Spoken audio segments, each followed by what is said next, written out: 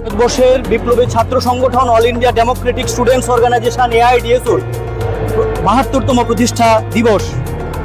১৯৫৪ সাল থেকে ২৮ ডিসেম্বর ছাত্র সংগঠন এআইডিএসওর জন্ম।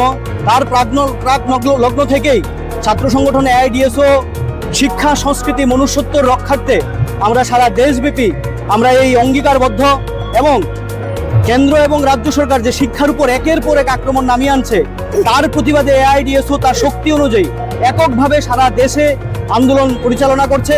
আপনারা জানেন যে জাতীয় শিক্ষানীতি ২০২০ চালু হয়েছে, শিক্ষার যে প্রাণসত্তা সেটাকে ধ্বংস করবে। আমরা তার বিরোধিতা করছি এবং আজকে আমাদের রাজ্যেও দেখেন প্রত্যেকটা স্কুলে আজকে একটা প্রধান সমস্যা শিক্ষকের অভাব।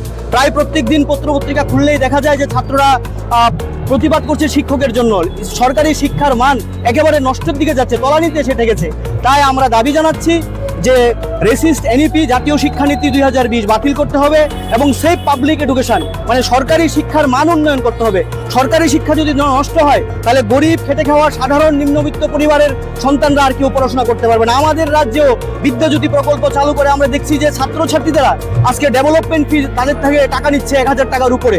তাহলে এই যে ছাত্রছাত্রীদের হঠাৎ করে তাদের উপর আর্থিক বোঝা চাপিয়ে দেওয়া হচ্ছে। ইভেন কি করা হচ্ছে, নবম শ্রেণী থেকে হঠাৎ করে ইংরেজি মাধ্যম টিবিএসসির গুরুত্ব কমিয়ে দিয়ে সিবিএসসি প্যাটার্ন করে দিয়েছে। ভালো সিবিএসসি, কিন্তু সেটা তো ক্লাস 1 থেকে করার দরকার ছিল, সেটা না করে নবম শ্রেণী থেকে চালু করে দিয়েছে। তাহলে যে সমস্ত ছাত্ররা বাংলা পড়াশোনা করছে তারা কিভাবে ইংরেজিতে পড়াশোনা করবে? হঠাৎ টিচারদের ক্ষেত্রেও সমস্যা হচ্ছে। এই যে একের পর এক আক্রমণ শিক্ষার উপর, শিক্ষা আজকে বেসরকারীকরণের দিকে চলে যাচ্ছে। গরিব সাধারণ ঘরের ছেলেমেয়েরা কেউ পড়াশোনা করতে পারবে না। তাহলে এর প্রতিবাদে আমরা আজকে দীর্ঘদিন ধরে আমরা ১০,০০০ স্বাক্ষর, শিক্ষার বিভিন্ন দাবিতে ১০,০০০ স্বাক্ষর সম্মিলিত গণস্বাক্ষর, ছাত্র, যুবক, মহিলা, শিক্ষক সমস্ত ধরনের মানুষের কাছ থেকে স্বাক্ষর নিয়ে আজকে আমাদের রাজ্যের মাননীয় মুখ্যমন্ত্রী মহোদয়ের কাছে আমরা আজকে একটি স্মারকলিপি প্রেরণ করব এবং এখান থেকে আমাদের মিছিল প্রেস ক্লাবে আমাদের ছাত্র সভা হবে, তারপরে আমাদের আজকের কর্মসূচি শেষ হবে।